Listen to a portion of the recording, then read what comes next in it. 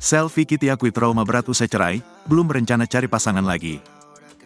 Pedangdut Selfie Kitty resmi menyandang status janda di awal tahun 2024, setelah pernikahannya dengan Rangga Suseno diputus cerai pengadilan agama.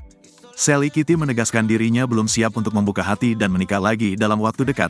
Hatinya masih terluka karena tak bisa mempertahankan rumah tangganya dengan Rangga Suseno.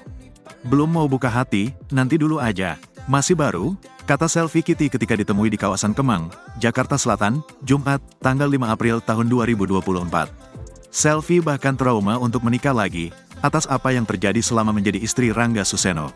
Tapi, ia tidak kapok untuk berumah tangga lagi. Kalau kapok, enggak, kan gue masih mau nikah. Kalau trauma mungkin ada, namanya rumah tangga, gagal, pasti ada sedikit trauma. Gimana caranya jangan sampai kejadian, ucap wanita berusia 30 tahun itu. Selfie Isti Apriani pun terus melakukan refleksi diri setelah pernikahannya diputus cerai. Hal terpenting adalah bagaimana dirinya bisa lebih dalam mengenal calon suaminya sebelum memutuskan menikah.